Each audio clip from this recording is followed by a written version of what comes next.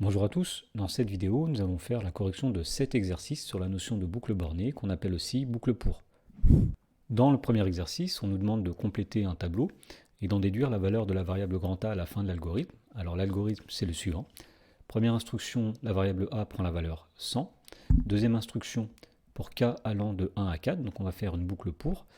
Eh bien, pour k allant de 1 à 4, A prend la valeur A plus 25. Fin de la boucle pour, une fois qu'on a fait les 4 tours de boucle. Alors, on va remplir le tableau qui nous est proposé en dessous. Il y a deux colonnes avec la variable k et la variable grand A. Alors, avant le début de la boucle, il n'y a qu'une instruction, c'est A prend la valeur 100.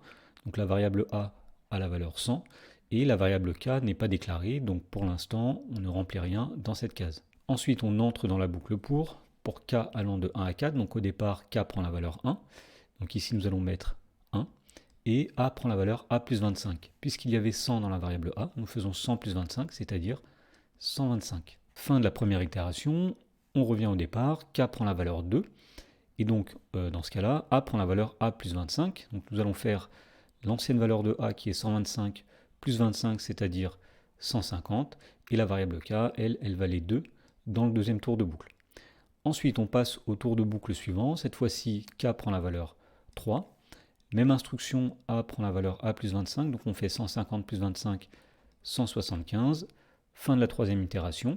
Dernière itération, K prend la valeur 4, puisque K va de 1 à 4. Et l'instruction A prend la valeur A plus 25, va donner 175 plus 25, c'est-à-dire 200. Et la variable K, nous avons dit qu'elle valait 4. Dans la question numéro 2, on nous dit si l'instruction pour k allant de 1 à 4 est remplacée par pour k allant de 1 à 3, quelle valeur contient la variable a à la fin de l'algorithme? Eh bien tout simplement, dans ce cas-là, on ne ferait pas la dernière itération puisque k s'arrêterait à la valeur 3. Et donc la valeur de la variable grand A dans ce cas-là, ce serait 175. Dans la troisième question, on nous demande de traduire l'algorithme initial en langage Python. Alors pour faire ça, il suffit simplement de traduire chaque ligne de l'algorithme. Donc la première ligne, c'était A prend la valeur 100. Donc en Python, nous écrirons grand A égale 100. Deuxième ligne, pour k allant de 1 à 4, donc on va utiliser l'instruction for qui désigne une boucle bornée, une boucle pour en Python. Donc for k, pour dire que k va de 1 à 4, on va dire k in range. Et alors la première valeur, la valeur de départ, c'est 1. Et pour dire qu'on s'arrête à 4, en Python, il faut aller un cran plus loin. On va mettre 1,5, sachant que la valeur 5 ne sera jamais prise en Python, alors que la valeur 1, elle, sera prise. Ensuite, pour dire que dans cette boucle, il y a l'instruction A prend la valeur A plus 25, on va faire une indentation, c'est-à-dire un décalage, et on va écrire l'instruction ici, A égale A plus 25. Dans l'exercice suivant, on nous dit pour chaque question de choisir la ou les bonnes réponses. Alors première question, on nous dit en langage Python, lors de l'instruction for k in range 2,7, la variable k prend quelle valeur? Tout simplement, quand on a range 2,7, cela signifie que k va de 2 jusque la valeur avant 7, c'est-à-dire 6. Donc k va prendre toutes les valeurs de 2 jusque 6. Autrement dit, c'est la réponse B qui est correcte ici. Alors la réponse A, k prendrait les valeurs 2 et 7 est fausse, puisque k prend toutes les valeurs dans un certain intervalle de nombres. La réponse C est fausse, puisque la valeur 7 n'est jamais prise quand on met range 2,7. Et la réponse D est fausse, évidemment, puisqu'il y a la valeur 8 et 7 d'ailleurs qui ne sont pas prises toutes les deux. Dans la question numéro 2, on nous dit en langage Python, lors de l'instruction for k in range 5, la variable k prend quelle valeur? Alors tout d'abord, on va expliquer que en Python, lorsqu'on écrit range 5, c'est un raccourci pour dire tout simplement range 0,5. Donc finalement, quand il n'y a qu'un seul nombre dans ce range, ça veut dire que le nombre de départ, c'est 0. Si on sait que le nombre de départ c'est 0, on sait que la variable k va prendre toutes les valeurs de 0 jusqu'à 4. Le nombre 5, lui, étant toujours exclu, disons, en Python. Donc la bonne réponse ici, ce sera la réponse A. K va prendre les valeurs 0, 1, 2, 3 et 4. Dans la question numéro 3, on nous dit en langage Python, lorsque l'on veut que la variable k prenne successivement toutes les valeurs entières de 0 à 33, on peut utiliser quelle instruction? Ici, la bonne réponse, en fait, il y en a deux. Donc tout d'abord, il y a la réponse B, for k in range 0,34, puisque k prendra toutes les valeurs de 0 inclus à 34 exclus, ce qui veut dire que k vaudra 0, 1, 2, 3, etc. jusque 33. Alors il y a une autre réponse qui est correcte, en plus de la réponse B, c'est la réponse D, puisque on l'a dit dans la question d'avant, quand on écrit range 34, c'est la même chose que écrire range 0,34. Donc dans ce cas-là, dans la réponse D, K prendra les valeurs de 0 à 33. Dans l'exercice suivant, on nous dit qu'on considère le programme écrit en langage Python. Alors, on a une variable grand A de type chaîne de caractères, c'est du texte où il est écrit jeudi. Et puis on a une boucle pour for i in range 1,5. Et bien la variable a est égale à a plus la chaîne de caractères bravo. Et une fois que la boucle est terminée, on va exécuter l'instruction a égale a plus la chaîne de caractères où il y a un point d'exclamation.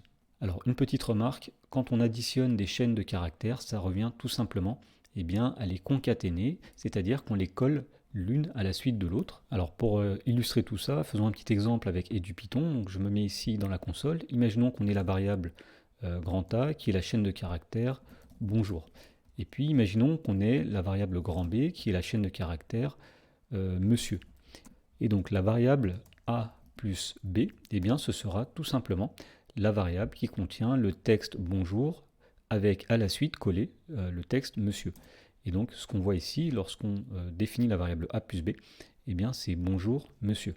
Alors si on revient à l'exercice, dans la première question, on nous demande que contient la variable grand A après exécution du programme. Voilà, donc le programme a été écrit, si on l'exécute, on voit qu'il ne se passe rien dans la console, puisqu'effectivement, la variable grand A n'a pas été affichée. Donc on va ajouter une ligne qui n'était pas dans le programme afin de voir ce qui se passe.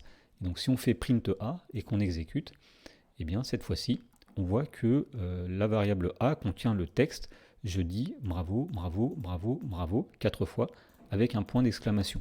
Alors si on essaye d'expliquer pourquoi elle contient cette valeur-là, pourquoi elle contient cette chaîne de caractères, alors au départ, la variable grand A prend la chaîne de caractères « Je dis », et puis on va faire une boucle, donc pour i allant de 1 à 4, for i in range 1,5, premier tour de boucle, la variable A, on va lui accoler A plus le mot ou la chaîne de caractères bravo. Donc après le premier tour de boucle, la variable grand A contient je dis bravo. Fin du premier tour de boucle, i prend la valeur 2 et on va recommencer. La variable grand A va contenir grand A plus la chaîne de caractères bravo, c'est-à-dire qu'on va lui accoler la chaîne de caractères bravo. Ça c'est la fin du deuxième tour de boucle. Troisième tour de boucle, on accole encore bravo. Quatrième tour de boucle, on accole bravo. Et une fois que l'algorithme, ou plutôt la boucle pour, est terminée, on passe à l'instruction qui est à la ligne ici. A prend la valeur A plus point d'exclamation. Donc pour finir, on ajoute ce point d'exclamation. Dans la question numéro 2, on nous demande comment modifier ce programme pour que la phrase que contient la variable grand A après exécution du programme comporte 8 fois le mot bravo. Tout simplement, il va falloir modifier les valeurs que la variable i prend dans la boucle pour. Dans l'algorithme de départ, i allait de 1 à 4, puisqu'on avait for i in range 1,5. Et donc, pour avoir 8 fois le mot bravo, on va modifier le 5 ici, et à la place, nous allons mettre un 9. Autrement dit, pour avoir 8 fois le mot bravo, il faut remplacer la deuxième instruction par for i in range 1,9. Dans l'exercice suivant, on nous dit que Madame Langlois effectue un unique versement de 20 000 € sur un livret d'épargne et le capital est augmenté chaque année de 100 € par le versement d'intérêts. Alors dans la première question, on nous demande de déterminer le capital disponible au bout d'un an sur le livret d'épargne de Madame Langlois. Bon, ici tout simplement, puisqu'il y avait 20 000 € au départ et qu'on ajoute 100 € au bout d'un an, il y aura 20 100 € au bout d'un an. Dans la question numéro 2, on nous demande de recopier et de compléter un algorithme de façon à ce que la variable grand C en fin d'algorithme contienne le capital disponible sur le livret au bout de 15 ans. Alors, puisque la variable grand C va représenter la valeur disponible sur ce livret d'épargne, au départ, la variable grand C va prendre la valeur 20 000, puisque Madame Langlois a effectué un versement de 20 000 € sur son livret initialement. Ensuite, nous avons une boucle pour, donc pour K qui va de 1 jusqu'à 15, de façon à représenter les 15 années où il y a des intérêts qui sont versés sur ce livret. Qu'est-ce qu'on va faire pour K allant de 1 à 15 ? La variable C va augmenter de 100 € chaque année. Donc ici, C prend la valeur C plus 100. Et donc ici, nous avons terminé la boucle pour. Une fois qu'on aura fait 15 fois l'instruction C prend la valeur C plus 100, on aura bien à la fin le capital disponible au bout de 15 ans. Dans la question numéro 3, on nous demande de traduire cet algorithme en langage Python. Tout simplement, on va prendre chaque instruction de l'algorithme en langage naturel et les traduire en Python. Donc la première, C prend la valeur 20 000, C égale 20 000. pour k allant de 1 à 15, donc for k, in, range, eh bien 1,16, puisqu'on n'oublie pas qu'en Python, la dernière borne ici n'est pas prise. Ça veut dire k va de 1 à 15. Et donc, qu'est-ce qu'on va faire pour k allant de 1 à 15? Eh bien, tout simplement, c prend la valeur c plus 100. Donc, on va faire un espacement ici, une indentation, pour dire que c'est toutes ces instructions qui vont être répétées dans la boucle pour. Et donc, nous mettons ici c égale c plus 100 pour finir de traduire cet algorithme en Python. Dans l'exercice 5, on nous dit qu'en prévision d'une course de vélo, eh bien, Fanny suit le programme d'entraînement suivant sur 12 samedis. Donc, elle parcourt 25 km le premier samedi, puis elle augmente chaque semaine de 11 km la distance parcourue. Et donc dans la première question, on nous demande de déterminer la distance grand D parcourue le deuxième samedi et la distance totale parcourue au bout de 2 samedis d'entraînement. Alors pour avoir la distance parcourue le deuxième samedi, puisqu'on nous dit que chaque semaine elle augmente de 11 km eh bien, la distance parcourue, eh bien, nous allons prendre la distance parcourue le premier samedi, c'est-à-dire 25, plus 11 km, et on obtient donc ici 36 km. Pour avoir la distance totale, il suffit simplement d'additionner les distances parcourues le premier samedi, c'est-à-dire 25 km, plus le deuxième samedi, c'est-à-dire 36 km, et on obtient 61 km parcourus au bout de 2 samedis. Dans la question numéro 2, on nous demande de compléter l'algorithme afin que la variable grand T contienne en fin d'algorithme eh bien, la distance totale parcourue au bout de 12 samedis d'entraînement. Alors tout d'abord, nous allons dire qu'au départ, la variable D, qui représente la distance parcourue le premier samedi, eh bien, elle vaut 25, donc on dit que D prend la valeur 25, et le premier samedi, la distance totale parcourue eh bien, est de 25 km. Ensuite, nous avons une boucle pour, on nous dit pour K allant de 2 à 12, finalement ça va représenter eh bien, tous les samedis du deuxième jusqu'au 12e. Eh bien, pour K allant de 2 à 12, on va dire que la variable D, elle va augmenter de 11 km, puisque chaque semaine, la distance augmente de 11 km, donc D prend la valeur D plus 11, et la variable T, qui représente la distance totale, eh bien, on va lui ajouter la distance parcourue ce samedi-là, donc on va dire que T prend la valeur T plus D. Et donc ça conclut la boucle pour. Dans la question numéro 3, on nous demande de traduire cet algorithme en langage Python. Alors on va tout simplement ici traduire chaque ligne de l'algorithme en langage naturel précédent. Donc première instruction, D égale 25, D prend la valeur 25. Deuxième instruction, T prend la valeur 25. Ensuite, nous allons faire une boucle pour, donc en Python, c'est le mot-clé for k in range, et pour dire que k va de 2 jusqu'à 12, nous mettons range 2,13, puisqu'on rappelle encore une fois que la dernière valeur n'est jamais prise en Python, elle est exclue. Alors qu'est-ce qu'on va faire dans cette boucle-là? Donc tout d'abord, la variable D va augmenter de 11, et la variable T, elle va être augmentée de la variable D, donc T égale T plus D. Et on n'oublie pas que les instructions situées dans la boucle pour eh bien, doivent être indentées, c'est-à-dire qu'il doit y avoir un espacement. Dans l'exercice suivant, on nous dit soit n un entier naturel non nul, et on pose grand S qui est la somme 1 plus 2 plus 3 jusque n. Alors dans la première question, on nous demande de calculer les sommes, donc 1 plus 2, c'est-à-dire 3, ensuite 1 plus 2 plus 3, c'est-à-dire 3 plus 3, 6, 1 plus 2 plus 3 plus 4, c'est-à-dire 6 plus 4, c'est-à-dire 10, et la dernière, c'est 1 plus 2 plus 3 plus 4 plus 5, c'est-à-dire 15.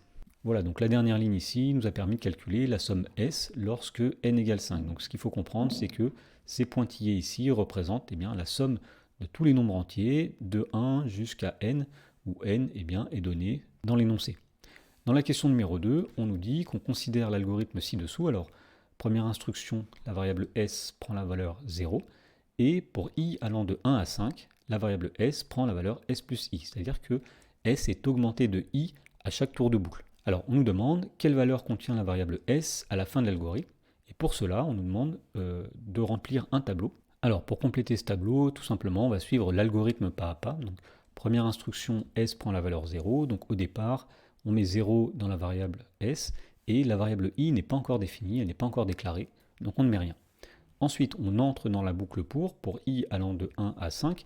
Donc, premier tour de boucle, i prend la valeur 1. Alors, qu'est-ce qu'on fait dans le premier tour de boucle? On nous dit que S prend la valeur S plus I. Puisqu'il y avait 0 dans la variable S, nous allons faire 0 plus 1, c'est-à-dire 1. Fin du premier tour de boucle. Maintenant, I va prendre la valeur 2. Donc ici, nous avons effectivement I égale 2. Et S prend la valeur S plus I. Donc il y avait 1 dans la variable s, il y a 2 dans la variable i, donc nous faisons 1 plus 2, c'est-à-dire 3. Fin du deuxième tour de boucle, i égale 3 cette fois-ci, donc nous allons dire que s prend la valeur s plus i, donc il y avait 3 dans la variable s, il y a 3 dans la variable i, 3 plus 3, 6, etc. Tour de boucle suivant, i égale 4, s prend la valeur s plus i, 6 plus 4, 10, fin du quatrième tour de boucle, et dernier tour de boucle, eh bien, i prend la valeur 5, et donc nous faisons s prend la valeur s plus i, 10 plus 5, c'est-à-dire 15. Donc la réponse à la question, c'est que la variable grand S contiendra la valeur 15 à la fin de l'algorithme. Dans la dernière question, on nous demande d'écrire un programme en langage Python qui demande à l'utilisateur de saisir un nombre n de type entier et qui affiche la somme 1 plus 2 plus 3, etc. jusque n. Alors pour faire cela, on va s'inspirer du programme de la question 2 auquel on va rajouter quelques instructions. En particulier, on va rajouter une instruction qui permet à l'utilisateur de saisir un nombre de type entier. Et pour faire ça, on va définir une variable n. Alors on va utiliser l'instruction input pour pouvoir saisir un nombre. Donc on va dire input, on va mettre un peu de texte pour que l'utilisateur comprenne, donc saisir un nombre. Et pour dire qu'à la fin, la variable n doit être de type nombre entier, nous mettons int avec des parenthèses qui vont englober le input. Alors, instruction suivante, nous allons dire que la variable s prend la valeur 0, donc s représentera la somme, donc s égale 0, et puis nous allons faire une boucle pour. Alors quand on voulait la somme de 1 jusqu'à 5, nous disions pour i allant de 1 à 5. Là, on veut la somme de 1 jusqu'à n, où n est la valeur saisie par l'utilisateur. Donc le compteur va aller de 1 jusqu'à n, et on n'oublie pas qu'en Python, la dernière valeur n'est pas prise, donc on va dire ici for i in range 1, n plus 1, puisque la dernière valeur n plus 1 ne sera pas prise, c'est celle d'avant qui sera prise, c'est n. Et donc dans cette boucle pour, nous allons dire que s prend la valeur s plus i à chaque tour de boucle. Et donc, puisqu'on nous demande à la fin d'afficher la somme, eh bien, nous allons revenir à la ligne pour dire que la boucle pour est terminée, et on va afficher s. Et pour finir, on va exécuter ce programme avec du Python pour voir si effectivement il marche. Alors, j'ai saisi le programme, je l'exécute, et donc il y a une fenêtre de dialogue qui s'ouvre, qu'on ne voit pas, mais qui me demande de saisir un nombre. Alors, j'écris 5, je mets OK, et on voit que c'est la valeur 15 qui est affichée en dessous. C'était bien la valeur que nous avions trouvée quand on avait calculé la somme de 1 jusqu'à 5. Dans l'exercice suivant, on nous demande d'écrire un algorithme qui va afficher tous les carrés des nombres inférieurs ou égaux à 20, alors sous-entendu les nombres entiers naturels inférieurs ou égaux à 20, c'est-à-dire tous les nombres de 0 à 20. Alors nous allons écrire tout d'abord cet algorithme en langage naturel, puis nous l'écrirons en Python. Et donc pour écrire tous les carrés des nombres inférieurs ou égaux à 20, on va effectuer une boucle pour. Donc on va dire pour k allant de 0 jusqu'à 20, donc k allant de 0 à 20, on va afficher le carré du nombre k, donc on va dire afficher k au carré. Et puis la boucle pour s'arrêtera une fois que k a atteint la valeur 20.